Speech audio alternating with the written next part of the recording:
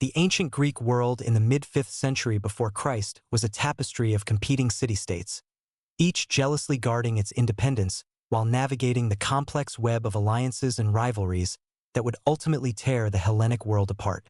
At the heart of this delicate balance stood two great powers, as different from each other as night from day, yet both supremely confident in their own vision of what Greek civilization should become.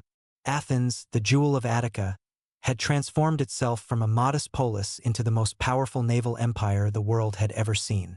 The city's rise had been meteoric, fueled by the discovery of rich silver veins in the mines of Laurium and the visionary leadership of men like Themistocles, who had convinced the Athenians to build a fleet that would prove decisive in the Great Persian Wars. The victory at Salamis in 480 BCE had not only saved Greece from Persian conquest, but had also established Athens as the undisputed master of the Aegean Sea.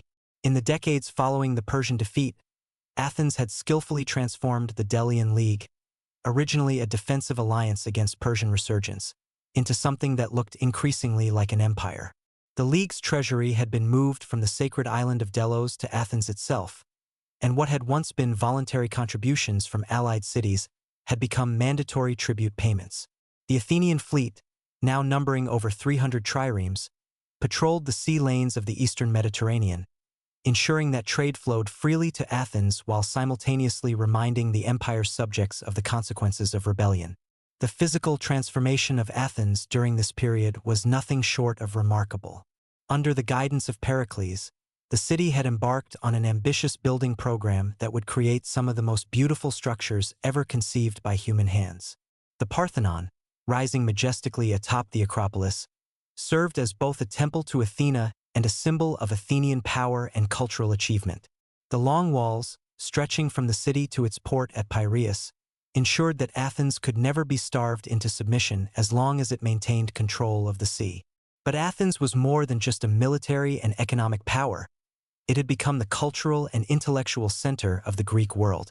The city attracted poets, philosophers, artists, and intellectuals from across the Mediterranean.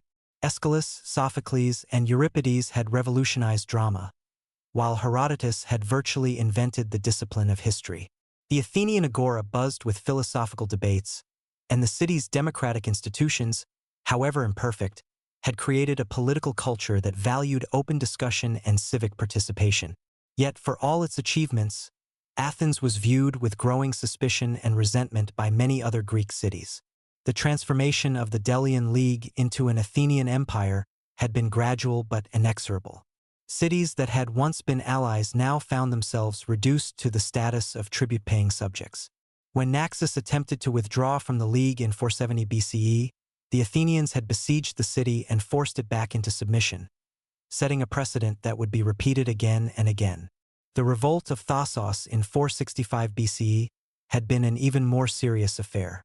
The island's rich gold mines and strategic location in the northern Aegean made it a valuable prize, and when the Thasians attempted to assert their independence, Athens responded with overwhelming force. The siege lasted 3 years, and when the city finally surrendered, it was forced to tear down its walls, surrender its fleet, and pay an enormous indemnity. More ominously, Athens had prevented Sparta from coming to Thassos's aid, a clear sign that the two great powers were beginning to view each other as rivals rather than allies. The contrast between Athens and Sparta could hardly have been more stark. Where Athens was a bustling commercial center open to new ideas and foreign influences, Sparta was a closed, militaristic society that valued tradition and discipline above all else. The Spartan political system, if it could be called that, was a complex mixture of monarchy, oligarchy, and democracy that had remained virtually unchanged for centuries. 2 kings ruled simultaneously, balanced by a council of elders and 5 ephors who were elected annually by the citizen assembly. But it was Sparta's social system that truly set it apart from every other Greek city. The Spartan citizens, known as Spartiates, were a warrior elite who devoted their entire lives to military training and service. From the age of 7, Spartan boys were taken from their families and subjected to the brutal regimen of the agoge, a state-controlled education system designed to produce the finest soldiers in the world. They learned to endure pain, hunger, and hardship without complaint, to obey orders without question, and to value the welfare of the state above their own lives. This system was made possible by the existence of the helots, a vast population of state-owned serfs who worked the land and provided the economic foundation for Spartan society. The helots were primarily descendants of the Messenians, who had been conquered by Sparta in a series of brutal wars during the 8th and 7th centuries BCE. They outnumbered the Spartiates by perhaps 10 to 1, and their potential for revolt was a constant source of anxiety for their masters. The Spartan secret police, the Cryptia, conducted regular campaigns of terror against the helots, killing potential leaders and maintaining the climate of fear that kept the system functioning. The third element of Spartan society was the perioeci, or dwellers around, who were free but not citizens. They lived in their own communities, conducted trade and crafts that were forbidden to the Spartiates, and served as light infantry in the Spartan army. Though they lacked political rights, the perioeci generally accepted their position in the social hierarchy and provided essential services that kept the Spartan state functioning. Sparta's military supremacy was legendary throughout the Greek world. The Spartan hoplites, fighting in their distinctive red cloaks and carrying shields emblazoned with the lambda symbol, were widely regarded as invincible in pitched battle. Their discipline, training, and equipment were unmatched, and their reputation often won battles before they were even fought. The Spartan phalanx, a tight formation of heavily armed infantrymen fighting with spears and shields, was the most feared military formation in the ancient world. But Sparta's strengths were also its weaknesses. The city's obsession with military excellence and social stability had come at the cost of economic development and cultural innovation. Unlike Athens, which welcomed foreign ideas and influences, Sparta was suspicious of outside contact and actively discouraged its citizens from traveling abroad. The result was a society that, while militarily formidable, was culturally stagnant and economically backward. The Spartan alliance system, known as the Peloponnesian League, was very different from the Athenian Empire. Rather than extracting tribute from its allies, Sparta allowed them to maintain their independence while requiring them to provide military support when called upon. This system was more palatable to the allied cities, but it also meant that Sparta had less direct control over its partners and fewer resources to draw upon in times of crisis. The tension between Athens and Sparta had been building for decades, but it was not inevitable that it would lead to war. Both cities had more pressing concerns. Athens was dealing with revolts in its empire and the ongoing threat from Persia, while Sparta was preoccupied with helot unrest and the challenge of maintaining its traditional way of life in a rapidly changing world. Many Greeks hoped that the two powers could coexist, each dominant in its own sphere, the sea for Athens and the land for Sparta. The first serious conflict between the two powers had occurred in 460 BCE, when Athens allied itself with Megara, a strategic city that controlled the passes between central Greece and the Peloponnese. Sparta, viewing this as a threat to its security, had launched a series of attacks on Athenian territory, beginning what historians call the First Peloponnesian War. The conflict had dragged on for 15 years, with neither side able to achieve decisive victory.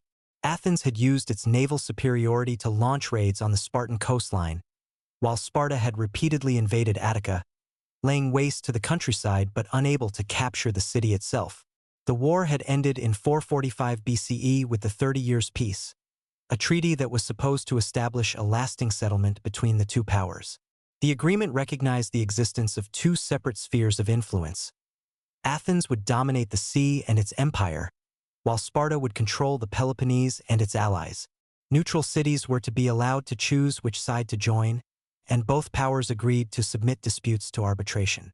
But the peace was fragile from the beginning.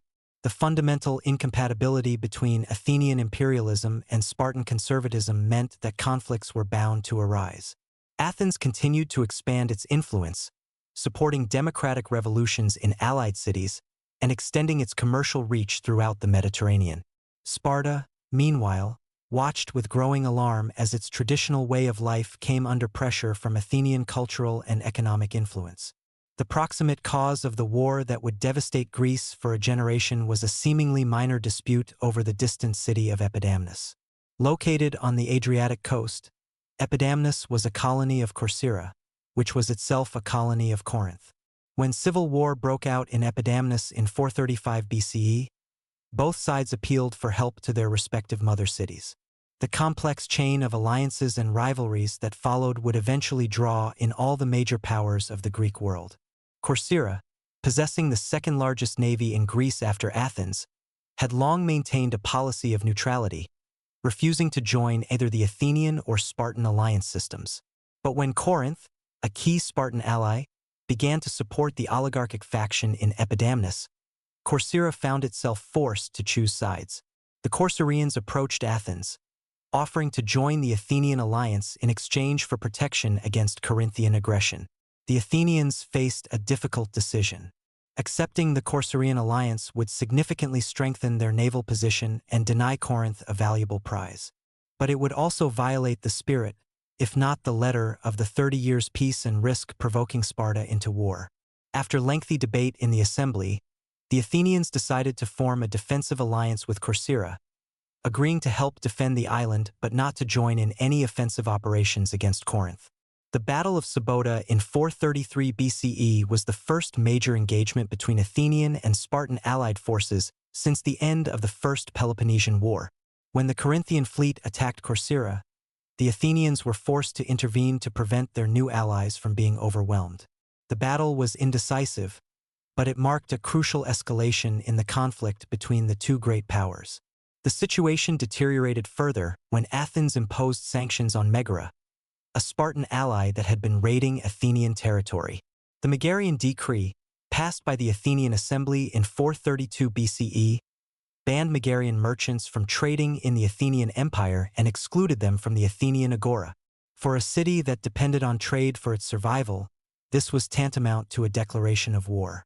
The Corinthians, already angry about the Corcyrian affair, began to pressure their Spartan allies to take action against Athens. At the same time, the city of Potidaea, a Corinthian colony but also a member of the Athenian Empire, was torn between its loyalty to its mother city and its obligations to Athens. When the Athenians demanded that Potidaea tear down its walls and expel Corinthian magistrates, the city revolted, seeking support from both Corinth and Sparta. The siege of Potidaea, which began in 432 BCE, proved to be a costly affair for Athens. The city's strategic location on the Thracian coast made it valuable, but its strong fortifications and Corinthian support made it difficult to capture. The Athenians were forced to maintain a large army in the field for over 2 years, at enormous expense to the treasury. The siege also provided a pretext for Sparta to claim that Athens had violated the peace treaty. As tensions mounted, both sides began to prepare for war. The Spartans convened a meeting of the Peloponnesian League in 432 BCE to consider the Corinthian complaints against Athens. The debate was intense, with the Corinthians arguing passionately for war and the Athenians defending their actions. In the end, the Spartan assembly voted that Athens had violated the peace treaty and that war was justified. But it was the words of the Spartan king Archidamus that captured the gravity of the moment. A veteran of the First Peloponnesian War, Archidamus warned his fellow Spartans that the coming conflict would be unlike any they had faced before. Athens, he reminded them, was not just another Greek city but a great power with vast resources and a powerful navy. The war, he predicted, would be long and costly, and its outcome was far from certain. The Athenians, for their part, were confident in their ability to withstand a Spartan attack. Their strategy, developed by Pericles, was simple but effective. Avoid pitched battles on land, where the Spartans had the advantage, and use their naval superiority to strike at enemy commerce and coastal cities. The long walls would protect Athens from siege, while the empire's tribute would provide the resources needed to sustain a long war. Both sides spent the winter of 432 to 431 BCE making final preparations for war. The Spartans sent embassies to Persia seeking support, while the Athenians secured their alliances and prepared their fleet for action. The stage was set for a conflict that would consume the Greek world for the next 3 decades and mark the beginning of the end for the classical age of Greek civilization. The last diplomatic efforts to prevent war failed when the Spartans presented Athens with an ultimatum: lift the siege of Potidaea, revoke the Megarian decree, and restore independence to the Greek cities.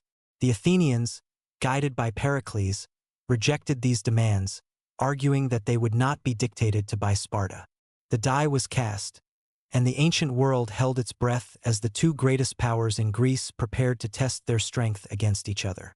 As spring arrived in 431 BCE, the armies began to mobilize. The Spartan alliance could field perhaps 60,000 hoplites, while Athens had a smaller but better-equipped force of around 30,000. But the real Athenian strength lay in their fleet of 300 triremes, crewed by skilled sailors who had been trained in the demanding art of naval warfare. The outcome of the war would depend not just on the courage of individual soldiers but on the ability of each side to sustain its war effort over what promised to be a long and grueling conflict.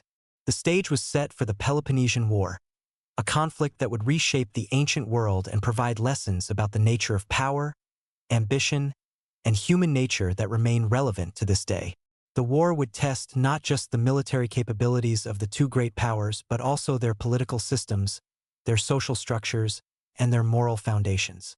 In the end, it would prove that even the mightiest civilizations are vulnerable to the destructive forces of pride, fear, and the relentless pursuit of power. Chapter 2. The Academies War begins, 431 to 421 BCE. The first phase of the Peloponnesian War, known to historians as the Academies War after the Spartan king who led the initial invasions of Attica, began in the spring of 431 BCE with an event that seemed almost anticlimactic given the momentous consequences that would follow.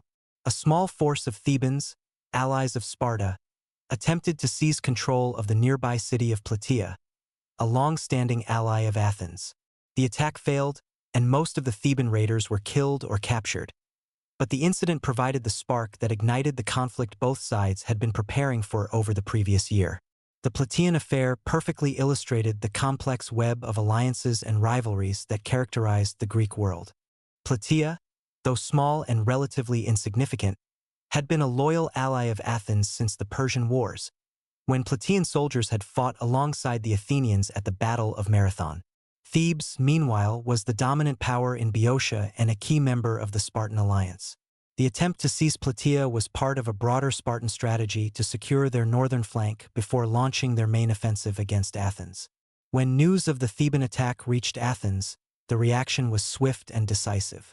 The Athenian assembly, meeting in emergency session, voted to execute the Theban prisoners and to send immediate aid to Plataea.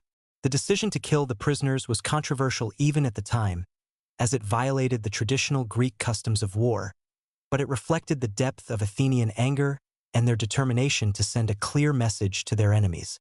The Spartan response was equally decisive. King Archidamus assembled the largest army in Spartan history, drawing contingents from throughout the Peloponnese and beyond.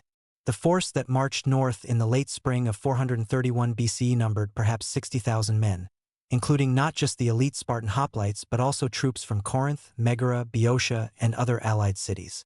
It was an impressive display of Spartan military might, designed as much to intimidate Athens as to cause physical damage. The Athenian strategy for dealing with this massive invasion had been carefully planned by Pericles over the previous years. Rather than meet the Spartans in open battle, where their superior numbers and training would give them a decisive advantage, the Athenians would withdraw behind the long walls and allow the enemy to ravage the countryside. The strategy was based on the calculation that Sparta could not maintain such a large army in the field indefinitely, and that Athenian naval superiority would eventually force the Spartans to seek peace on favorable terms. The abandonment of the Attic countryside was a traumatic experience for the Athenian population.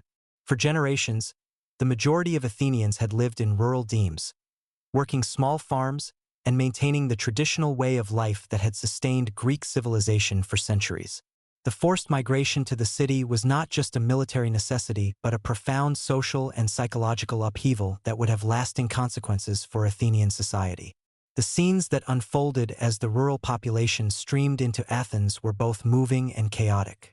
Families loaded their possessions onto carts and pack animals, driving their livestock before them in a desperate attempt to save what they could from the advancing enemy.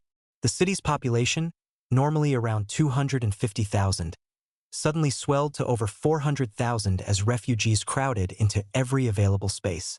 Temples, porticos, and even the spaces between the long walls were converted into temporary shelters, creating conditions that would prove fertile ground for the plague that would soon devastate the city. The emotional impact of this forced evacuation cannot be overstated. The Athenians were not just losing their homes and farms.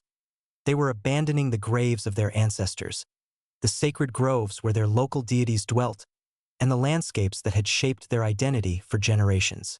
The poet Euripides, who lived through these events, captured the pathos of the moment in his tragedies, where themes of exile and loss became increasingly prominent. When Archidamus finally crossed the Attic border, he initially moved slowly, perhaps hoping that the Athenians would change their minds and come out to fight. The Spartan king was an experienced commander who understood that his army's greatest weakness was its limited staying power. Unlike the Athenians, who could draw on the resources of their empire indefinitely, the Spartans had to return home for the harvest season, and their allied contingents were even more constrained by the need to attend to their own affairs. The systematic devastation of Attica that followed was designed to inflict maximum psychological damage on the Athenians. The Spartans and their allies cut down olive trees that had taken decades to mature, burned farmhouses and barns, and destroyed crops that represented a year's labor. The smoke from burning buildings could be seen from the walls of Athens, and the sound of crashing timber and lowing cattle carried across the countryside like a funeral dirge for the old way of life. The Athenian response to this provocation was exactly what Pericles had predicted and planned for. Despite the emotional trauma of watching their countryside being destroyed, the Athenians remained disciplined and refused to be drawn into battle. The old men who remembered the Persian War spoke of how Themistocles had convinced the Athenians to abandon their city and trust in their wooden walls, their ships. Now, a generation later, their descendants were following a similar strategy, trusting in the long walls and the navy to preserve their independence. But the strategy was not without its critics. Many Athenians, particularly those from the rural demes, called for immediate action against the invaders. The conservative politician Thucydides, son of Milesius, argued that the Periclean strategy was cowardly and that Athens should use its military superiority to drive the Spartans out of Attica. The debates in the assembly were fierce, with speakers on both sides appealing to Athenian pride and military tradition. Pericles, however, remained firm in his resolve. In a series of speeches that Thucydides the historian would later immortalize, the Athenian leader explained his strategy to the people and urged them to remain patient. Athens, he reminded them, was not just another Greek city but a great power with responsibilities that extended far beyond Attica. The war would be won not by individual battles but by the side that could sustain its effort over the long term. While the Spartans were devastating Attica, the Athenians launched their own offensive operations using their naval superiority. A fleet of 100 triremes, carrying 1,000 hoplites and 400 archers, sailed around the Peloponnese, striking at coastal cities and demonstrating that Sparta could not protect its own allies. The psychological impact of these raids was considerable, as they showed that Spartan military reputation was not invincible and that the war would not be the quick victory that many had expected. The most significant of these early naval operations was the siege of Methone, a small port city in the southwestern Peloponnese. The Athenians landed a force of marines and began to invest the city, but they were surprised by the arrival of a Spartan relief force led by Brasidas, a young officer who would later become one of Sparta's most capable commanders. The engagement that followed was small in scale but significant in its implications, as it demonstrated that the Spartans were learning to adapt their tactics to meet the Athenian challenge. The first year of the war ended without decisive result, but both sides had learned important lessons.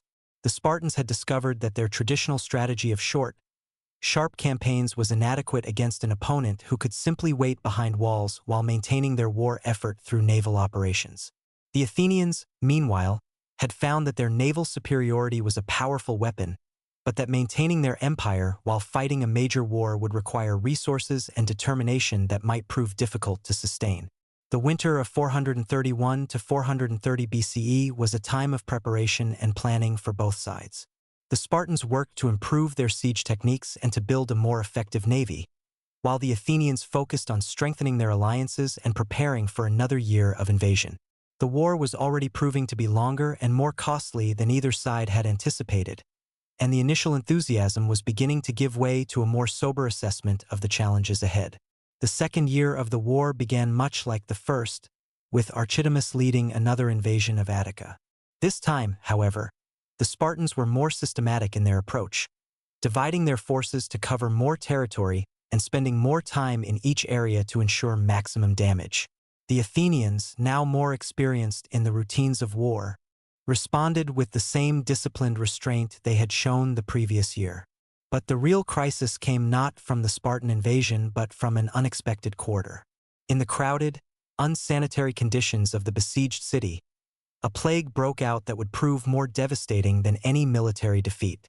The disease, which modern scholars believe may have been typhoid fever or a virulent form of flu, spread rapidly through the refugee population and soon infected the entire city. The plague that struck Athens in 430 BCE was more than just a medical disaster. It was a psychological and social catastrophe that shook the foundations of Athenian society. The disease struck without regard for age, class, or virtue, killing the young and healthy as readily as the old and infirm. Traditional remedies proved useless, and even the physicians who attempted to treat the sick often fell victim to the disease themselves. The symptoms of the plague were horrific and demoralizing. Thucydides, who survived the disease himself, provided a detailed clinical description that remains one of the most vivid accounts of epidemic disease in ancient literature. The fever was intense, the throat and tongue became inflamed, and the breath became foul. Patients suffered from violent retching and were tormented by an insatiable thirst. The skin became covered with pustules and ulcers, and many victims died within 7 to 9 days of the first symptoms. More troubling than the physical symptoms was the breakdown of social order that accompanied the plague. Traditional customs regarding the care of the sick and the burial of the dead were abandoned as people fled from infected family members and friends. The elaborate funeral rites that had been central to Athenian religious practice were replaced by mass cremations, and bodies were often left unburied in the streets. The social bonds that held the community together began to dissolve as people focused solely on their own survival. The psychological impact of the plague was profound and lasting. The Athenians, who had prided themselves on their rational approach to life and their respect for law and custom, found themselves confronted with a catastrophe that seemed to mock human wisdom and virtue. The disease struck the pious and the impious alike, and no amount of prayer or sacrifice seemed to influence its course. This experience of meaningless suffering would have a profound impact on Athenian thought and culture, contributing to the development of more skeptical and pessimistic philosophical traditions.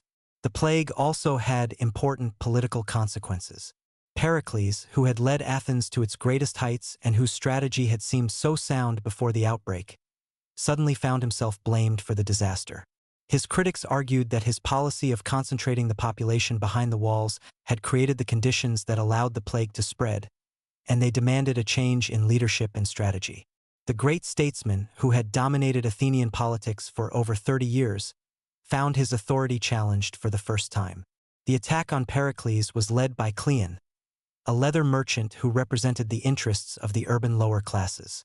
Cleon was a skilled orator and a shrewd politician who understood how to appeal to the fears and frustrations of the plague-stricken population. He argued that the war was being conducted too defensively and that Athens should use its superior resources to take the offensive against Sparta. His aggressive rhetoric resonated with many Athenians who were tired of suffering while their enemies seemed to act with impunity. The political crisis came to a head when the Athenian assembly voted to remove Pericles from office and fine him for his handling of the war. It was a stunning reversal of fortune for the man who had been the architect of Athenian greatness, and it demonstrated how quickly public opinion could turn in the face of unexpected disaster. Pericles, who had seemed invincible just 2 years earlier, was now reduced to defending his policies before a hostile crowd. In his final speech to the Athenian assembly, Pericles attempted to place the current crisis in historical perspective. He reminded the Athenians of their achievements and urged them not to abandon the principles that had made them great. The speech, as recorded by Thucydides, was a masterpiece of political rhetoric, but it could not overcome the immediate reality of suffering and death that gripped the city. The plague had changed everything, and the old certainties no longer seemed adequate to meet the challenges of the present. Pericles himself became a victim of the plague in 429 BCE, dying along with thousands of his fellow citizens. His death marked the end of an era in Athenian politics and left a leadership vacuum that would prove difficult to fill. The man who had guided Athens through its greatest period of expansion and cultural achievement was gone, and with him died much of the vision and moderation that had characterized Athenian policy during the early years of the war. The immediate aftermath of Pericles' death was a period of political instability as various factions competed for control of Athenian policy. Cleon emerged as the dominant figure, but his leadership style was very different from that of his predecessor. Where Pericles had been cautious and calculating, Cleon was impulsive and aggressive. Where Pericles had sought to balance competing interests, Cleon appealed directly to the passions of the demos. The change in leadership was reflected in Athenian military strategy. The defensive posture that had characterized the early years of the war gave way to a more aggressive approach that emphasized offensive operations and the punishment of enemies. This shift would have profound consequences for the conduct of the war and for the moral character of both sides as the conflict dragged on. The plague finally burned itself out in 426 BCE, but not before it had killed perhaps 1/3 of the Athenian population, including Pericles himself. The demographic impact was severe, but the psychological and social effects were even more profound. The Athenians who survived the plague were a different people from those who had entered the war with such confidence in 431 BCE. They had learned that their civilization was fragile and that human planning and virtue were no guarantee against disaster. The war continued despite the plague, but its character had changed fundamentally.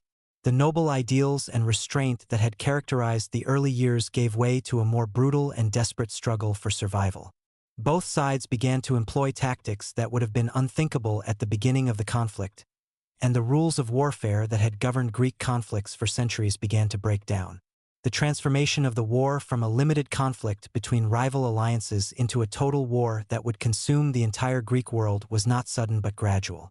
Each side, convinced that it was fighting for its very survival, became willing to employ increasingly desperate measures to achieve victory. The plague had shown the Athenians that their civilization was not invincible, and this knowledge would influence their actions for the remainder of the war. As the Carthaginian War entered its middle phase, both sides were learning that the conflict would be longer and more costly than anyone had anticipated.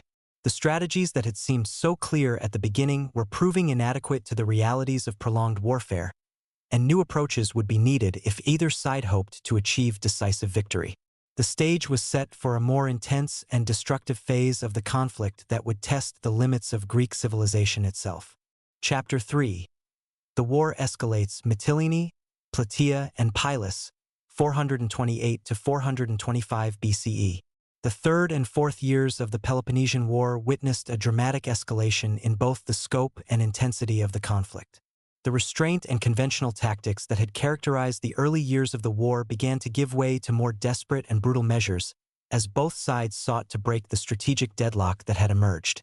The plague had weakened Athens both physically and psychologically, while the Spartans had learned that their traditional military superiority was insufficient to bring the war to a quick conclusion. The first major crisis of this period arose not from the actions of the primary combatants but from the revolt of Mytilene, the largest city on the island of Lesbos and one of the few remaining independent allies of Athens.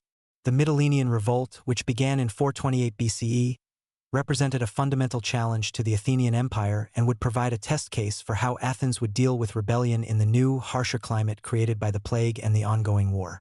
Lesbos had enjoyed a privileged position within the Athenian alliance system. Unlike most members of the Delian League, which had been reduced to tribute-paying subjects, the Lesbian cities had maintained their independence and contributed ships rather than money to the common cause. This arrangement had worked well during the early years of the empire, when Athens needed naval allies more than revenue, but by the 420s BCE, the situation had changed dramatically. The oligarchic government of Mytilene had been growing increasingly uncomfortable with its association with democratic Athens. The city's ruling class was naturally sympathetic to Sparta's conservative political system, and they had been secretly negotiating with Spartan representatives for several years before the revolt actually began. The immediate trigger for the rebellion was Athens's demand that Mytilene contribute additional ships to the war effort, a requirement that the city's leaders saw as an unacceptable infringement on their sovereignty. The Mytilenean oligarchs believed that the time was ripe for a revolt. Athens was weakened by the plague, distracted by the war with Sparta, and facing financial difficulties due to the enormous cost of maintaining its military forces. The rebels calculated that if they could present Athens with a fait accompli, supported by Spartan military assistance, the Athenians would be forced to accept Lesbian independence rather than risk a costly and uncertain siege. The revolt began in the spring of 428 BCE, when the Mytilenean government announced its withdrawal from the Athenian alliance and began fortifying the city against the expected Athenian response. The rebels had been in contact with Sparta and had received promises of support, but the reality of Spartan assistance proved to be far less substantial than they had hoped. The Spartans were committed to their annual invasion of Attica and could spare only limited resources for a naval operation in the eastern Aegean. The Athenian response to the Mytilenean revolt was swift and decisive. Despite the ongoing crisis caused by the plague and the Spartan invasion of Attica, the Athenians managed to assemble a fleet of 40 triremes and dispatch it to Lesbos under the command of Clepides. The speed of the Athenian response caught the Mytilenean rebels off guard, and they found themselves besieged before they had completed their preparations for war. The siege of Mytilene quickly developed into a complex and costly operation. The city was well fortified and well supplied, and its defenders were fighting for their lives, knowing that defeat would likely mean death or enslavement. The Athenians, meanwhile, were forced to maintain a large military force far from home at a time when their resources were already stretched to the limit. The siege would ultimately last for over a year, consuming enormous amounts of money and manpower. The financial strain of the siege forced the Athenians to take unprecedented measures to raise revenue. For the first time in the war, they imposed a direct tax on their own citizens, a measure that would have been unthinkable in the prosperous days before the plague. The tax, known as the eisphora, was levied on the property of the wealthy and raised 200 talents, a substantial sum but still insufficient to cover the full cost of the siege. The Athenians also began to exploit their subject allies more systematically and harshly than ever before. The tribute assessments were increased dramatically, and cities that had previously enjoyed relatively light obligations found themselves burdened with crushing financial demands. The transformation of the Delian League from a voluntary alliance into a coercive empire was accelerated by the financial pressures of the war. The Mytilenean rebels, meanwhile, were desperately seeking help from Sparta. A delegation of Mytilenean oligarchs made their way to Sparta via a circuitous route through the Black Sea, seeking to convince the Spartan government to commit significant resources to relieving the siege. The Mytilenean ambassadors argued that the revolt represented a crucial opportunity to strike a decisive blow against the Athenian Empire, and they promised that other cities would follow their example if Sparta demonstrated its commitment to their cause. The Spartan response was typically cautious and limited. The Spartans agreed to send a small fleet to Lesbos, but they were unwilling to commit the resources necessary for a major naval operation. The Spartan Admiral Alcidas was dispatched with 42 ships, but his instructions were unclear and his mission was undermined by delays and poor planning. The expedition would prove to be a costly failure that highlighted the limitations of Spartan naval capabilities. While the siege of Mytilene was dragging on, another crisis was developing closer to home. The small city of Plataea, which had been under siege by the Thebans and their allies since 429 BCE, was finally approaching the point of surrender. The fate of Plataea would become one of the most controversial and morally significant episodes of the early war, establishing precedents for the treatment of defeated enemies that would have far-reaching consequences. Plataea's situation was unique in several respects. The city was the smallest member of the Athenian alliance, with a population of perhaps 5,000 people, but it held enormous symbolic importance as the site of the great victory over the Persians in 479 BCE. The Plataeans had been steadfast allies of Athens for over 50 years, and their loyalty had never wavered even in the face of enormous pressure from their more powerful neighbors. The siege of Plataea had been conducted primarily by the Thebans, who saw the city as a threat to their control over Boeotia. The Spartans had provided some assistance, but they were generally content to leave the operation to their Theban allies. The siege had been a grinding affair, with neither side able to achieve decisive advantage. The Plataeans had shown remarkable ingenuity and determination in their defense, but their position was ultimately hopeless without relief from Athens. The Athenians, however, were unable to provide effective assistance to their beleaguered ally. The city's location in the heart of enemy territory made it almost impossible to relieve by land, and the Spartans controlled the surrounding countryside too effectively to allow a successful rescue mission. The Athenians were forced to watch helplessly as their oldest and most faithful ally was slowly starved into submission. The final phase of the siege began in 427 BCE when the Plataeans, facing starvation, attempted a desperate breakout. About half of the city's remaining defenders managed to escape during a winter storm, making their way to Athens through enemy territory. The remainder, including most of the civilian population, were forced to surrender to the Spartans and Thebans. The treatment of the Plataean prisoners became a watershed moment in the war. The Spartans, who had a reputation for honorable conduct in war, might have been expected to show mercy to the defeated defenders. Instead, they established a tribunal to judge the Plataeans, asking each prisoner a single question. Have you done anything to benefit Sparta and her allies in this war? The question was obviously designed to produce a negative answer, and when the Plataeans inevitably replied that they had not, they were executed. The massacre of the Plataean prisoners was shocking even by the standards of ancient warfare. The city was destroyed, its population was killed or enslaved, and its territory was given to Thebes. The action violated traditional Greek customs regarding the treatment of defeated enemies and marked a significant escalation in the brutality of the war. The precedent set at Plataea would be followed by both sides in subsequent conflicts, contributing to the general deterioration of moral standards that characterized the later phases of the war. The fate of Plataea had important implications for the conduct of the war as a whole. The destruction of the city demonstrated that the traditional restraints on warfare were breaking down and that both sides were willing to employ increasingly extreme measures to achieve their objectives. The episode also highlighted the vulnerability of small allies when caught between great powers, a lesson that would not be lost on other members of the rival alliance systems. Meanwhile, the siege of Mytilene was finally approaching its conclusion. The city had been under blockade for over a year, and its population was beginning to suffer from serious food shortages. The promised Spartan relief expedition under Alcides had proven to be a complete failure, arriving too late and with too few ships to make any difference. The Mytilenean rebels found themselves increasingly isolated and desperate. The final crisis in Mytilene came when the city's democratic faction, which had been excluded from power by the oligarchic rebels, began to organize resistance to the revolt. The common people of the city, who had not been consulted about the decision to rebel and who were bearing the brunt of the siege's hardships, were becoming increasingly hostile to the oligarchic government. The threat of internal revolution forced the rebels to arm the population, but this proved to be a fatal mistake.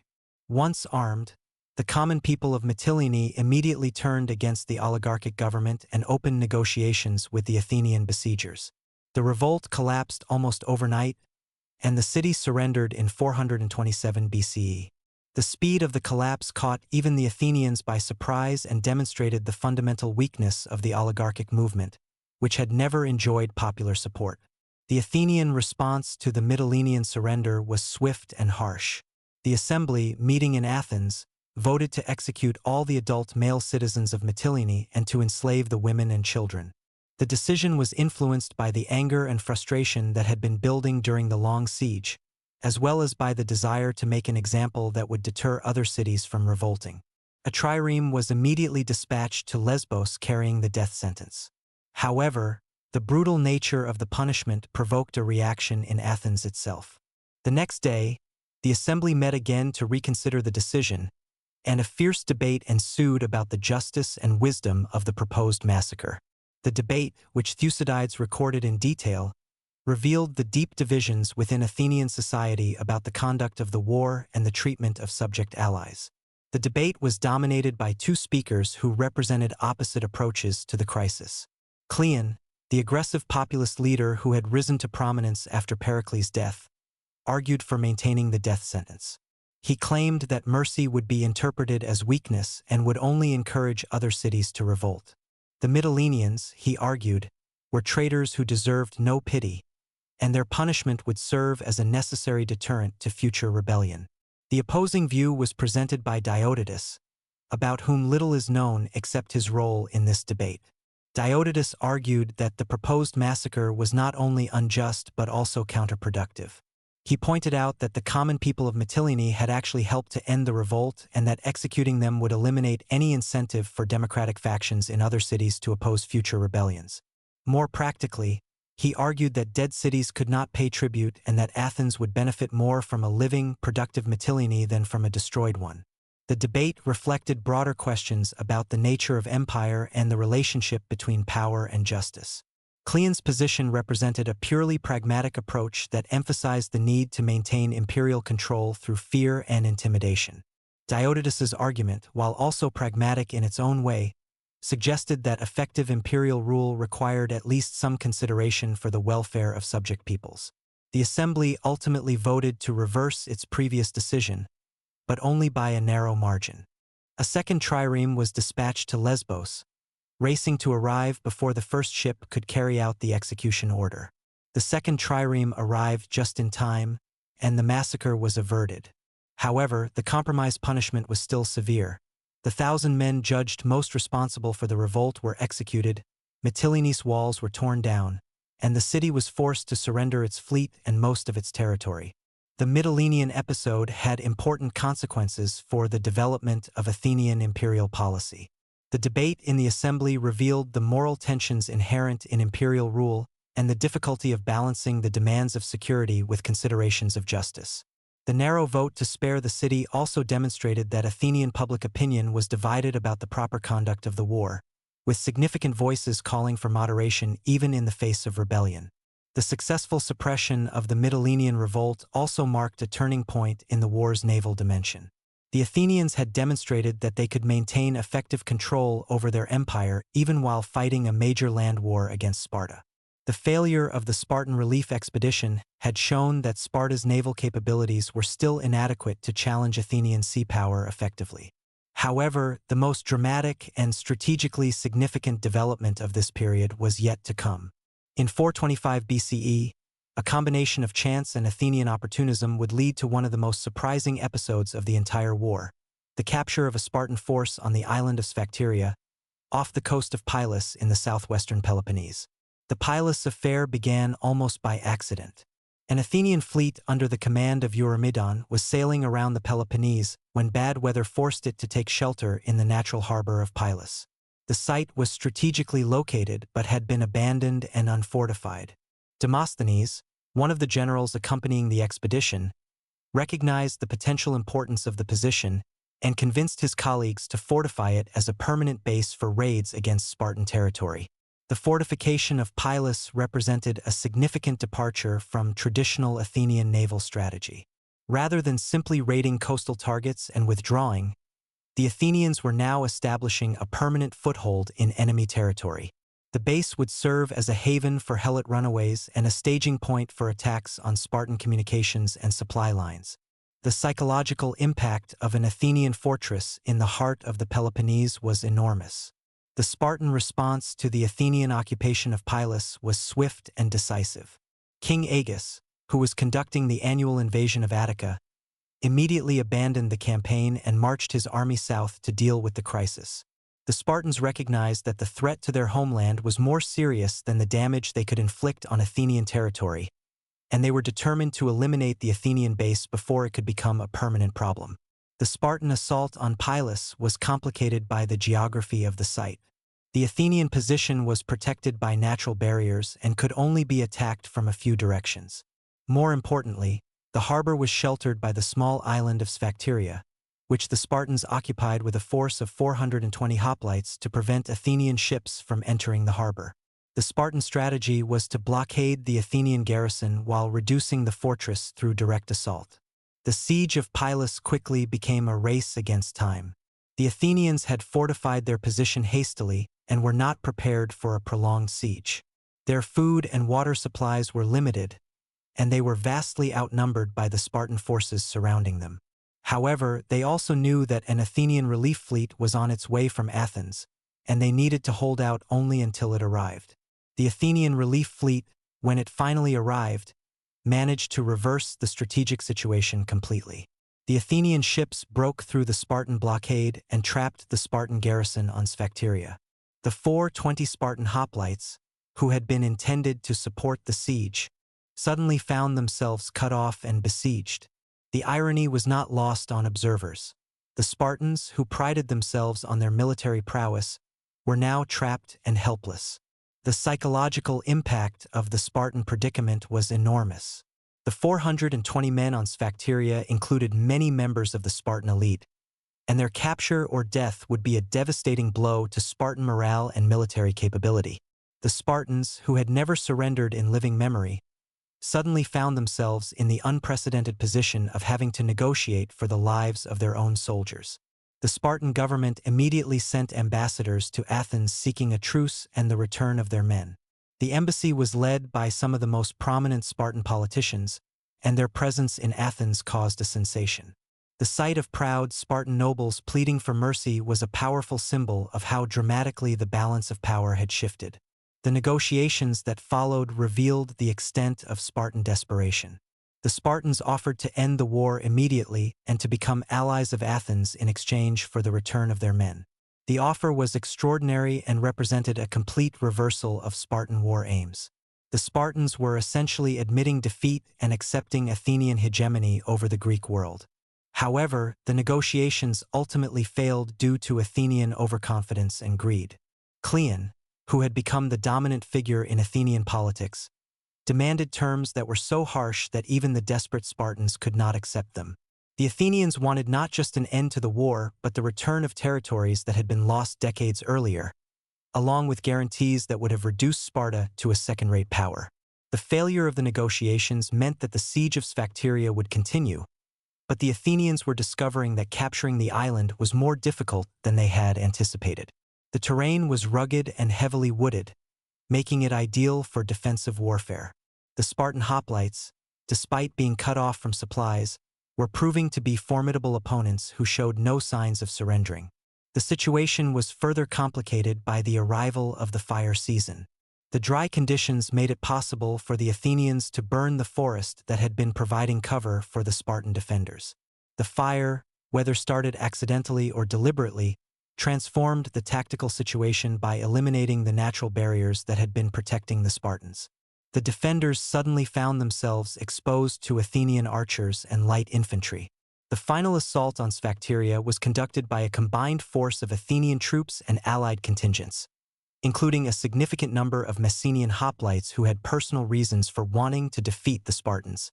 The attack was coordinated and overwhelming, and the Spartan defenders, weakened by weeks of siege and now deprived of cover, were unable to maintain their resistance.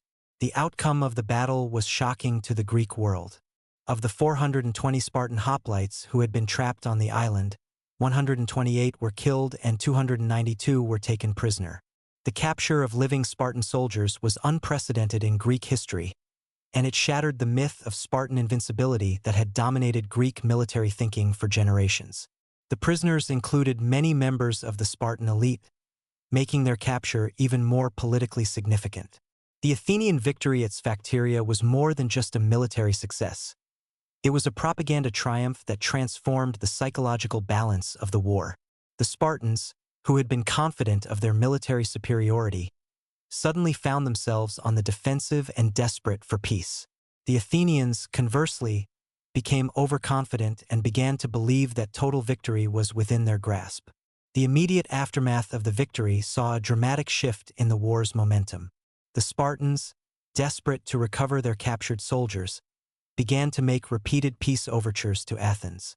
However, the Athenians, intoxicated by their success, consistently rejected these offers and demanded increasingly harsh terms. The opportunity for a negotiated peace that might have saved both sides enormous suffering was lost due to Athenian hubris and miscalculation. The strategic implications of the Pylos-Sphacteria episode were profound and long-lasting.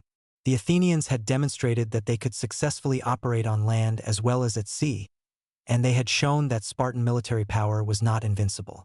The capture of the Spartan prisoners gave Athens a valuable bargaining chip that would influence the course of the war for years to come. However, the victory also had negative consequences for Athens. The success at Sphacteria reinforced the aggressive policies advocated by Cleon and other radical Democrats, leading to a more brutal and expansionist approach to the war. The restraint and moderation that had characterized Pericles' strategy were increasingly abandoned in favor of policies that would ultimately prove counterproductive. The events of 428 to 425 BCE had fundamentally altered the character of the Peloponnesian War. The restraint and conventional tactics of the early years had given way to more desperate and brutal measures on both sides. The destruction of Plataea, the near massacre at Mytilene, and the unprecedented capture of Spartan prisoners at Sphacteria all demonstrated that the war was entering a new and more dangerous phase. The moral foundations of Greek warfare were beginning to crumble under the pressure of prolonged conflict and the demands of imperial ambition. The precedents established during these years would have far-reaching consequences, contributing to the general brutalization of the conflict and the eventual destruction of the civilization that both sides claimed to be defending. The stage was set for even greater tragedies to come as the war entered its most destructive phase. Chapter 4. The Brasidas Campaign and the End of the Carthaginian War, 424 to 421 BCE. The dramatic Athenian victory at Sphacteria had fundamentally altered the strategic balance of the Peloponnesian War, but it had also created new problems for both sides. The Spartans, humiliated by the capture of their elite hoplites and desperate to recover them, were forced to abandon their traditional defensive strategy and seek new ways to strike back at Athens. The Athenians, meanwhile, intoxicated by their success and convinced that total victory was within their grasp, began to pursue increasingly ambitious and risky operations that would ultimately overextend their resources and capabilities. The Spartan response to the crisis was embodied in the person of Brasidas, a young and innovative commander who represented a new generation of Spartan leadership.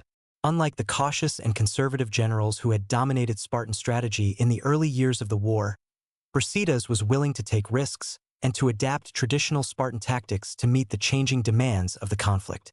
His campaign in Thrace and the Chalcidic Peninsula would prove to be one of the most brilliant military operations of the entire war. Brasidas had first gained attention during the defense of Methone in 431 BCE, where his quick thinking and aggressive tactics had saved the city from Athenian capture. His subsequent service in various theaters of the war had marked him as an officer of exceptional ability and imagination. Unlike many of his contemporaries, who were wedded to traditional methods of warfare, Brasidas understood that the prolonged nature of the conflict required new approaches and innovative tactics. The strategic situation that confronted Sparta in 424 BCE was dire. The Athenians held the initiative and seemed to be gaining strength while Sparta appeared increasingly helpless. The traditional Spartan strategy of annual invasions of Attica had proven ineffective against the Athenian policy of withdrawal behind the long walls. The Spartan fleet remained inferior to the Athenian navy, and attempts to challenge Athenian sea power had met with repeated failure. The insight that would shape Brasidas' campaign was his recognition that Athens' greatest vulnerability lay not in Attica itself but in the distant territories of the empire. The Athenians had built their power on the tribute and resources extracted from subject cities throughout the Aegean and beyond. If these cities could be liberated or induced to revolt, the economic foundation of Athenian power would be undermined, and the empire might collapse from within. The region that Brasidas selected for his campaign was the Thracian coast and the Chalcidic Peninsula, an area that was strategically vital to Athenian interests but difficult for Athens to defend. The cities of this region provided Athens with essential resources, including timber for shipbuilding and precious metals from the mines of Mount Pangaeum. More importantly, the region controlled the route to the Black Sea, through which Athens imported much of its grain supply. The most significant target in the region was Amphipolis, a strategically located city that controlled the crossing of the river Strymon. Founded by Athens in 437 BCE, Amphipolis was both a symbol of Athenian imperial expansion and a crucial link in the empire's northern defenses. The city's location made it extremely difficult to relieve by sea, and its mixed population of Athenian colonists and local Thracians made it potentially vulnerable to internal dissension. The logistical challenges facing Brasidas were enormous. Sparta had no tradition of conducting long-distance campaigns, and the resources required to maintain an army in Thrace were far beyond what the Spartan state could normally provide. The solution that Brasidas developed was characteristically innovative, He would rely primarily on local allies and mercenaries rather than Spartan troops, and he would finance his operations through the conquest of wealthy cities and the support of Persian gold. The army that Brasidas assembled for his northern campaign was unlike any force that Sparta had previously fielded. The core of the army consisted of 700 helots who had been freed in exchange for military service, along with a smaller number of Spartan officers and advisors. This force was supplemented by mercenaries recruited from throughout the Peloponnese and by local allies who joined the campaign as it progressed. The use of freed helots as soldiers was a revolutionary departure from traditional Spartan practice. The helots had always been excluded from military service because of fears that arming them would lead to rebellion. The decision to free and arm 700 helots reflected both the desperation of Sparta's situation and Brasidas' willingness to break with conventional thinking. The freed helots would prove to be effective soldiers, motivated by the promise of continued freedom and the opportunity to improve their social status. The march north began in the summer of 424 BCE and represented a logistical tour de force. Brasidas led his army through the territory of Spartan allies in central Greece, carefully avoiding Athenian strongholds and maintaining the fiction that he was responding to requests for help from allied cities. The diplomatic aspects of the campaign were as important as the military ones, as Brasidas worked to build a coalition of anti-Athenian forces that could support his operations. The first major success of the campaign came at Acanthus, a city on the Chalkidike Peninsula that was wavering in its loyalty to Athens. Brasidas' approach to winning over the city demonstrated the sophisticated understanding of psychology and propaganda that would characterize his entire campaign. Rather than simply threatening the city with destruction, he appeared before the popular assembly and delivered a carefully crafted speech that appealed to the citizens' desire for freedom and self-determination. The speech that Brasidas gave at Acanthus, as recorded by Thucydides, was a masterpiece of political rhetoric. He portrayed the Spartan cause as a liberation movement designed to free the Greek cities from Athenian tyranny. He promised that Sparta would respect the independence of any city that joined the anti-Athenian alliance and would not seek to replace Athenian control with Spartan domination. The speech was remarkably effective, and Acanthus voted to join the Spartan alliance. The success at Acanthus had important implications beyond the immediate military gain. It demonstrated that Athenian control over the empire was not as secure as it appeared, and that many cities were willing to rebel if they believed they had a reasonable chance of success. The news of Acanthus's defection spread quickly throughout the region, encouraging other cities to reconsider their loyalty to Athens. The psychological impact of Brasidas' campaign was felt immediately in Athens.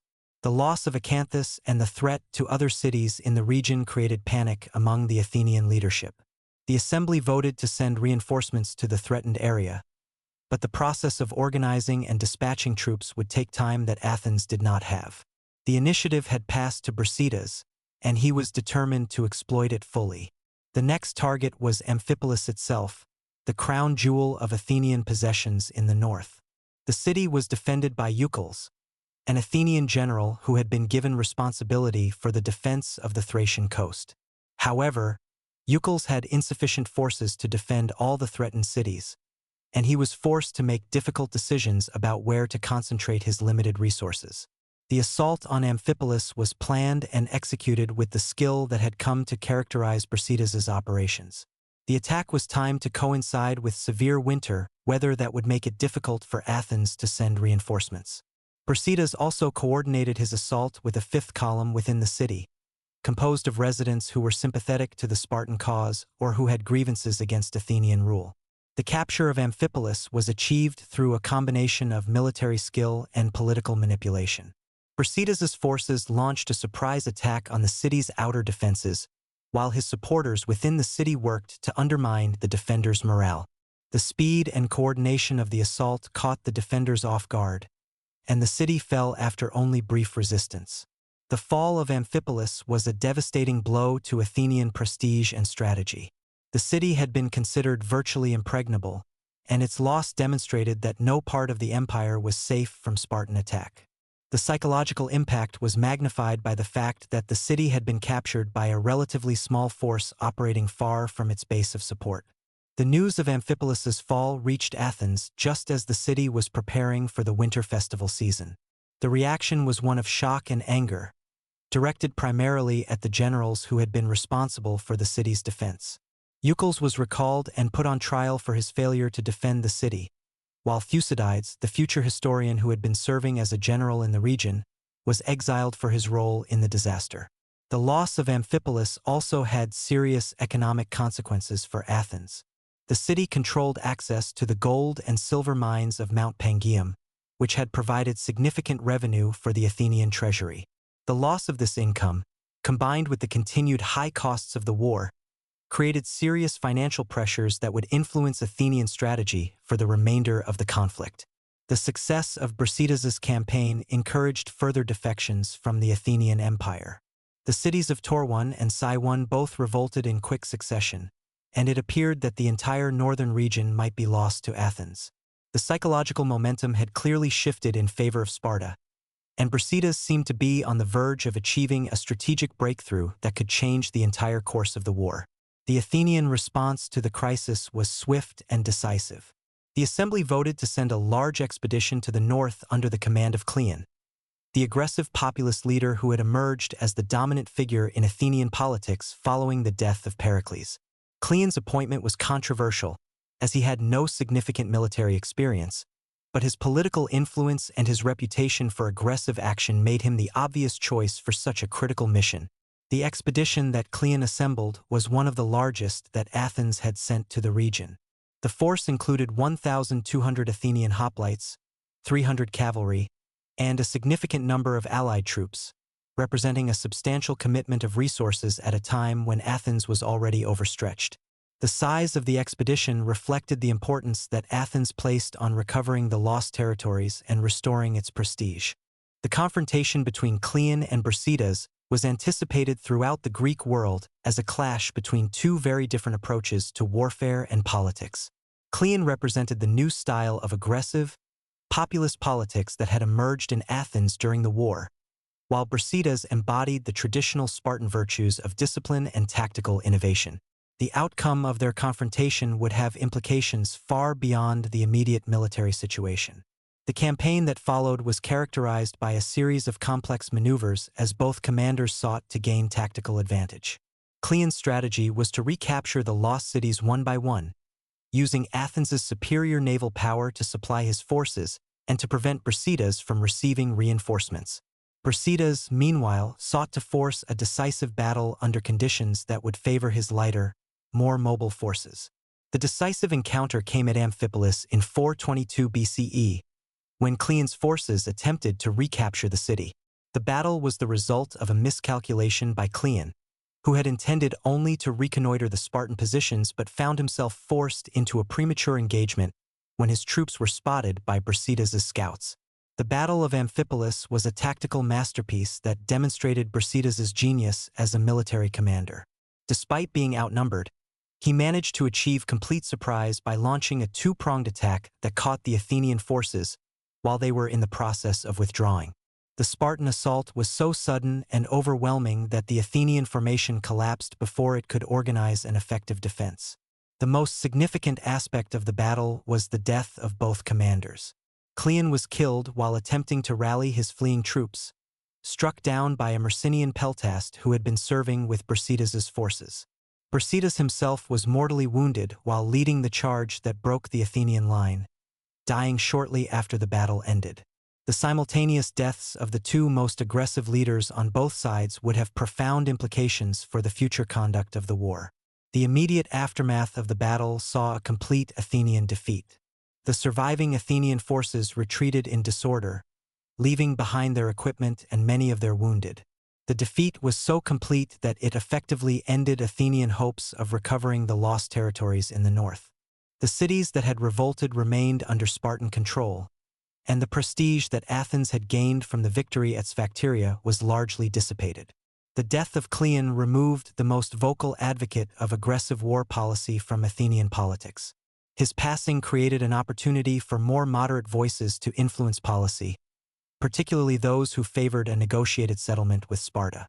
The most prominent of these moderates was Nicias, a wealthy and respected politician who had long advocated for peace. The death of Brasidas was equally significant for Sparta. He had been the architect of Sparta's most successful strategy of the war, and his loss deprived the Spartan state of its most innovative and effective commander. The success of his northern campaign had demonstrated that Sparta was capable of adapting to new forms of warfare, but his death meant that this lesson might not be applied in future conflicts. The simultaneous removal of the two most aggressive leaders on both sides created a political environment that was more conducive to peace negotiations. Both Athens and Sparta had suffered significant losses and were feeling the strain of prolonged warfare. The financial costs of the war were enormous, and both sides were beginning to question whether the potential gains justified the continued sacrifice. The negotiations that led to the Peace of Nicias began in earnest in 422 BCE, shortly after the Battle of Amphipolis. The talks were complicated by the complex web of alliances and territorial disputes that had accumulated during the war, but both sides were genuinely interested in finding a solution that would allow them to end the conflict without losing face. The treaty that emerged from these negotiations was signed in 421 BCE and was intended to establish a lasting peace between Athens and Sparta. The agreement provided for the return of captured territories and prisoners, including the Spartan hoplites who had been taken at Sphacteria. The treaty also established a 50-year alliance between the two powers, designed to prevent future conflicts and to create a framework for cooperation. The Peace of Nicias represented a return to the status quo ante bellum, with both sides essentially accepting the territorial situation that had existed before the war began. Athens retained control of its empire, while Sparta maintained its position as the dominant power in the Peloponnese. The agreement recognized that neither side had been able to achieve its war aims, and that continued fighting would only lead to mutual exhaustion. However, the peace treaty was problematic from the beginning. Many of the allies of both sides refused to accept the agreement, arguing that it did not address their specific grievances and concerns. The Corinthians, in particular, were unhappy with the terms and began to explore alternative alliance arrangements that might better serve their interests. The implementation of the treaty also proved difficult. The return of captured territories was complicated by the fact that some cities were unwilling to change sides again, while the return of prisoners was delayed by various technical and political obstacles. The mutual suspicion that had developed during the war could not be easily overcome, and both sides remained wary of each other's intentions. The religious dimension of the peace was also significant. Both sides recognized that the war had been marked by numerous violations of traditional Greek religious customs and international law. The peace treaty included provisions for the purification of sacred sites and the restoration of religious festivals that had been disrupted by the war. The economic provisions of the treaty were designed to restore the commercial relationships that had been disrupted by the conflict. Trade between Athens and the Peloponnese was to be resumed, and both sides agreed to respect each other's commercial interests. The restoration of normal economic relations was seen as essential to the long-term success of the peace. The Peace of Nicias officially ended the Academies War, but it did not resolve the fundamental tensions that had led to the conflict in the first place. The rivalry between Athens and Sparta remained, and the underlying issues of imperial expansion and spheres of influence had not been addressed. The peace would prove to be little more than a temporary truce, allowing both sides to recover their strength before resuming the struggle. The 10 years of the Carthaginian War had transformed the Greek world in fundamental ways. The conflict had demonstrated the limitations of traditional military strategies and had accelerated the development of new forms of warfare. The use of light troops, siege warfare, and naval operations had become increasingly sophisticated, and the scale of military operations had expanded dramatically. The war had also had profound social and political consequences. The plague had decimated the Athenian population and had contributed to the breakdown of traditional social structures. The prolonged conflict had created new forms of political leadership and had accelerated the development of democratic institutions. The financial costs of the war had forced both sides to develop new methods of raising revenue and had contributed to the commercialization of Greek society. The moral impact of the war was perhaps most significant of all. The conflict had seen numerous violations of traditional Greek customs and religious practices, and the treatment of defeated enemies had become increasingly harsh. The massacre at Plataea and the near massacre at Mytilene had established precedents that would influence the conduct of future conflicts. The Peace of Nicias represented an attempt to restore the moral and political order that had been disrupted by the war, but the damage that had been done could not be easily repaired. The Greek world had been fundamentally changed by the conflict, and the seeds of future discord had been planted. The stage was set for an even more destructive phase of the war that would ultimately lead to the collapse of the classical Greek city-state system. The end of the Carthaginian War marked the conclusion of the first phase of the Peloponnesian War, but it was clear to careful observers that the underlying causes of the conflict had not been resolved. The peace would last only 6 years before the outbreak of renewed hostilities, and the second phase of the war would prove to be even more destructive than the first. The Greek world had learned the costs of prolonged warfare, but it had not yet learned the wisdom of lasting peace. Chapter 5. The Uneasy Peace and the Rise of Alcibiades, 421 to 415 BCE. The Peace of Nicias, signed in the spring of 421 BCE, was greeted with relief throughout the Greek world, but the celebrations were muted by the recognition that the agreement was fragile and incomplete. The treaty had restored the territorial status quo and had ended the immediate fighting, but it had not addressed the fundamental rivalries and ambitions that had caused the war in the first place. The 6 years that followed would be marked by constant tension, shifting alliances, and the gradual erosion of the peace settlement until war finally erupted again in 415 BCE. The problems with the Peace of Nicias were apparent from the moment it was signed. Many of the key allies of both Athens and Sparta refused to accept the agreement, arguing that it did not serve their interests and that they had not been adequately consulted during the negotiations. The Corinthians, who had been among the most vocal advocates for war in 431 BCE, were particularly bitter about the terms of the peace, which they saw as a betrayal of their sacrifices during the conflict. The Corinthian opposition to the peace was based on several specific grievances.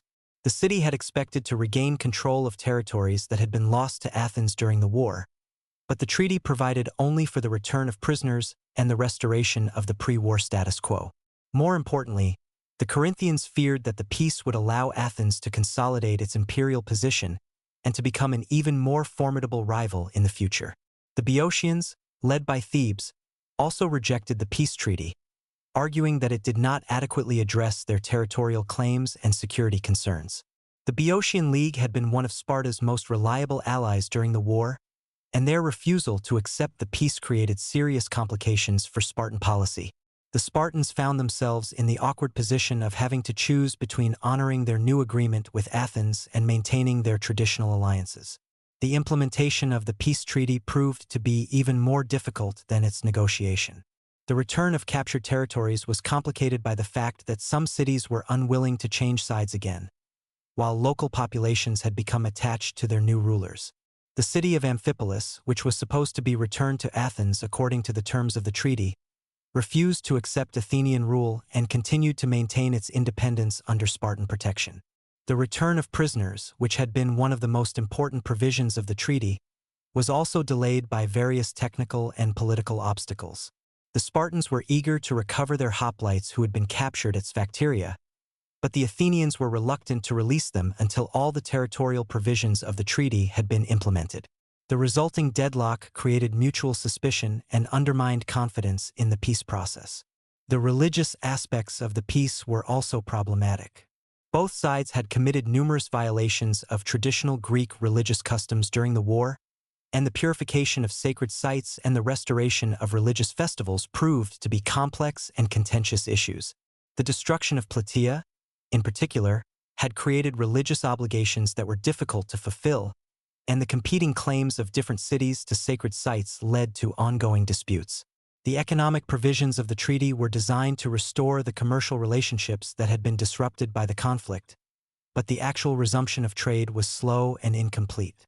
The war had created new commercial patterns and had destroyed traditional trading relationships, and many merchants were reluctant to resume business with former enemies. The financial costs of the war had also left both sides with heavy debts and reduced resources, making economic recovery difficult. Into this unstable political environment stepped Alcibiades, a young Athenian politician whose charisma, ambition, and controversial policies would dominate the next phase of the conflict. Alcibiades was a member of one of Athens's most prominent families and had been a student of the philosopher Socrates, but his political career would be marked by a combination of brilliance and recklessness that would have profound consequences for his city and for the broader Greek world. Alcibiades possessed many of the qualities that the Athenian democracy found attractive in its leaders. He was young, handsome, and wealthy, with a lifestyle that embodied the confidence and sophistication of imperial Athens. His military service during the later years of the Carthaginian War had given him a reputation for courage and tactical skill, while his education had provided him with the rhetorical abilities that were essential for success in Athenian politics. But Alcibiades also embodied many of the less attractive aspects of Athenian democracy.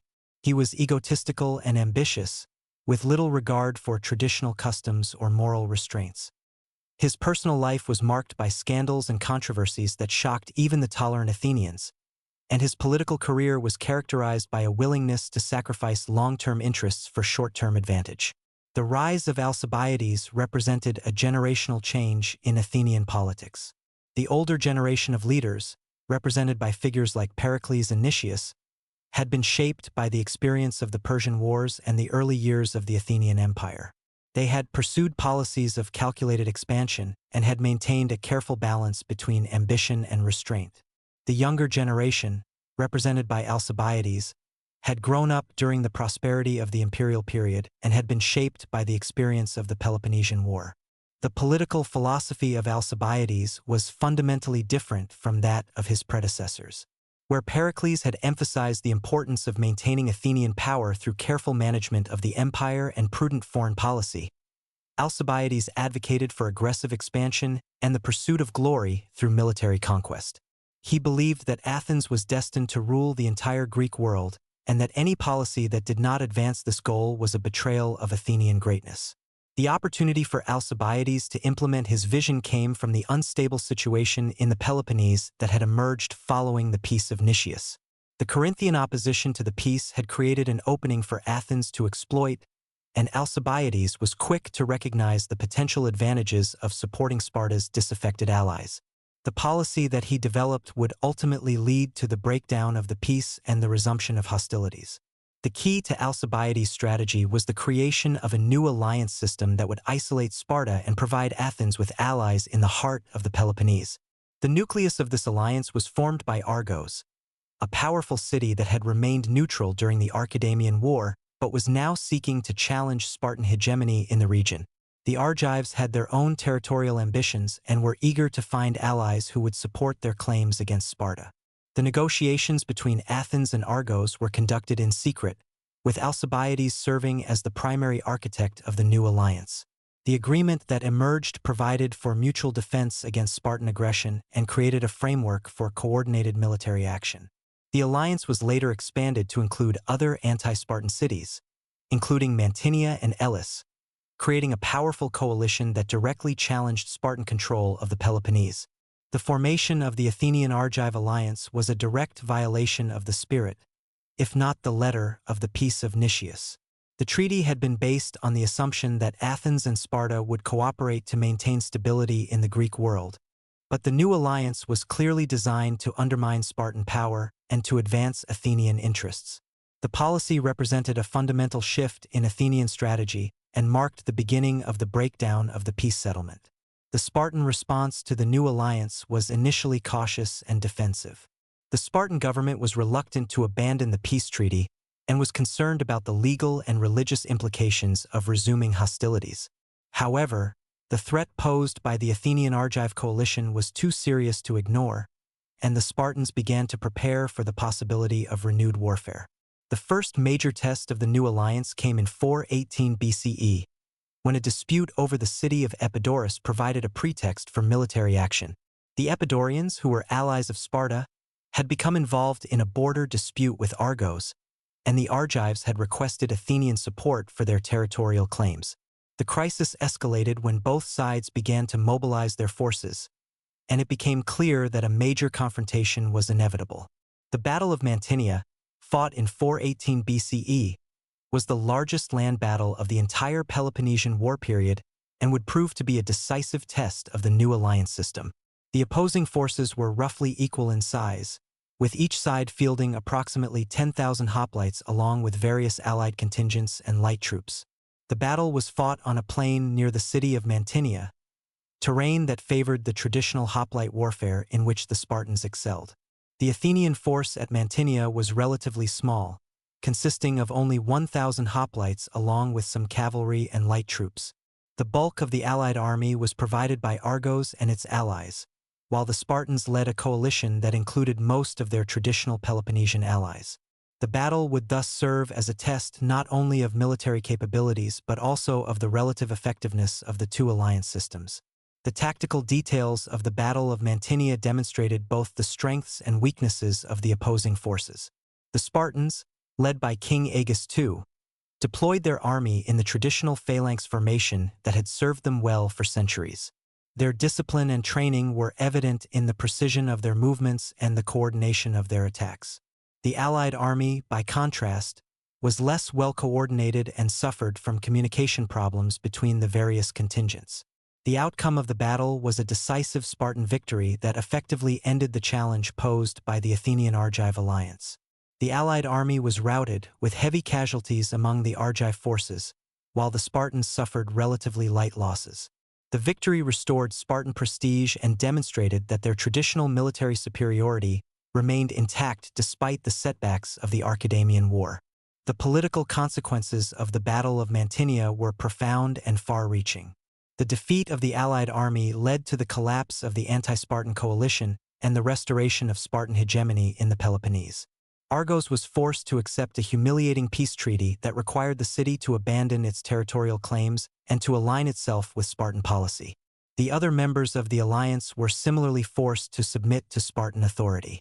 For Athens, the defeat at Mantinea was a serious setback that discredited the aggressive policies advocated by Alcibiades and strengthened the position of more moderate politicians like Nicias.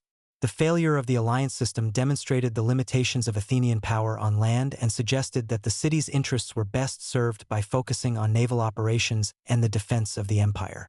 The defeat also provided ammunition for critics of Alcibiades, who argued that his reckless policies had damaged Athenian interests and undermined the peace settlement. However, Alcibiades proved to be remarkably resilient in the face of political adversity. Rather than accepting responsibility for the failure of his policies, he blamed the defeat on the inadequate support provided by Athens and argued that the city needed to pursue even more aggressive policies to achieve its goals. His response to the setback at Mantinea was to propose an even more ambitious and risky venture: the conquest of Sicily. The idea of a Sicilian expedition was not entirely new to Athenian politics. The island had been the subject of Athenian interest for several decades, and the city had intervened in Sicilian affairs on multiple occasions during the 420s BCE. The large and wealthy Greek cities of Sicily, particularly Syracuse, represented an attractive target for Athenian expansion, and the conquest of the island would provide Athens with the resources needed to dominate the entire Mediterranean. The immediate pretext for the Sicilian expedition came from a request for help from the city of Egesta, which was involved in a dispute with its neighbor Selinus. The Egestans claimed that they were being oppressed by Syracuse, which was supporting Selinus, and they offered to provide substantial financial support for an Athenian intervention. The request provided Alcibiades with the opportunity he had been seeking to implement his vision of aggressive expansion. The debate over the Sicilian expedition, which took place in the Athenian assembly during the winter of 416 to 415 BCE, was one of the most dramatic and consequential political debates in Athenian history. The discussion revealed the deep divisions within Athenian society about the proper direction of the city's foreign policy and the nature of its imperial ambitions. The debate also demonstrated the power of rhetoric and the susceptibility of democratic institutions to manipulation by skilled politicians. The case for the expedition was presented by Alcibiades in a speech that combined practical arguments with emotional appeals to Athenian pride and ambition. He argued that the conquest of Sicily would provide Athens with the resources needed to achieve final victory over Sparta and to establish Athenian hegemony over the entire Greek world. He also claimed that the expedition would be relatively easy and inexpensive, given the support that Athens could expect from its allies in Sicily. The opposition to the expedition was led by Nicias, who had been one of the architects of the peace treaty and who believed that Athens should focus on consolidating its existing empire rather than pursuing new conquests. Nicias argued that the expedition would be extremely costly and risky, and that failure would leave Athens vulnerable to its enemies.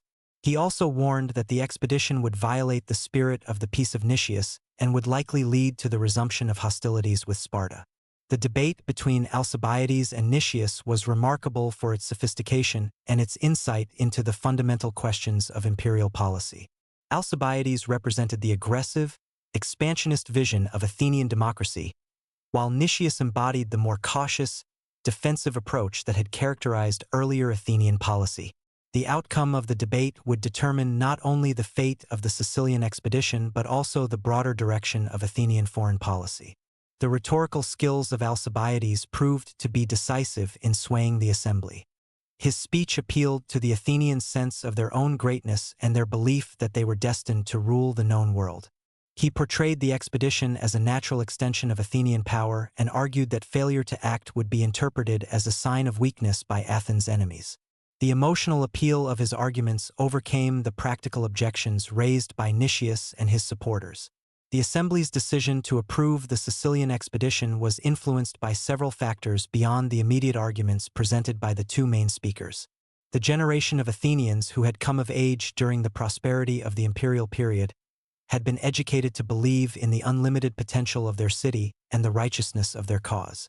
The setbacks of the Carthaginian War had not fundamentally shaken this confidence, and many citizens were eager to prove that Athens was still capable of great achievements. The economic considerations were also important. The costs of the previous war had strained Athenian finances, and the prospect of gaining access to the wealth of Sicily was attractive to many citizens. The tribute from the existing empire was no longer sufficient to support the city's ambitions, and new sources of revenue were needed if Athens was to maintain its position as the dominant power in the Greek world. The decision to proceed with the expedition was also influenced by the competitive nature of Athenian politics. The debate had become a test of strength between different political factions, and the outcome was seen as determining which group would control Athenian policy for the foreseeable future. The personal rivalry between Alcibiades and Nicias added an additional dimension to the political struggle and made compromise more difficult. The planning for the Sicilian expedition revealed the extraordinary scale of Athenian ambitions. The force that was ultimately assembled was the largest and most expensive military expedition in Athenian history, consisting of over 130 triremes, 5,000 hoplites, and numerous supporting vessels and personnel. The total cost of the expedition was estimated at over 1,000 talents, representing a significant portion of the Athenian treasury. The command structure of the expedition reflected the political compromises that had been necessary to secure its approval. Rather than placing the force under the command of a single general, the assembly decided to appoint three co-equal commanders: Alcibiades, Nicias, and Lamachus. This arrangement was designed to balance the different political factions and to ensure that no single individual would gain too much power from the expedition's success. The appointment of Nicias as one of the commanders was particularly significant, given his opposition to the expedition. The decision reflected the Athenian belief that even political opponents should be willing to serve the city when called upon, and it was hoped that Nicias's experience and caution would moderate the more aggressive impulses of Alcibiades. However, the arrangement also created potential for conflict and confusion within the command structure. The preparation for the expedition was accompanied by an atmosphere of excitement and anticipation that gripped the entire city. The size and magnificence of the force that was being assembled seemed to confirm Athenian greatness and to promise glorious victories ahead. The departure of the fleet from Piraeus was accompanied by elaborate ceremonies and religious observances that were designed to secure divine favor for the enterprise. However, the optimistic mood was shattered by a religious scandal that erupted just before the expedition's departure. The Athenians awoke one morning to discover that most of the Hermes, sacred statues of the god Hermes that stood throughout the city, had been mutilated during the night. The vandalism was interpreted as a bad omen for the expedition and as evidence of a conspiracy against the democratic government.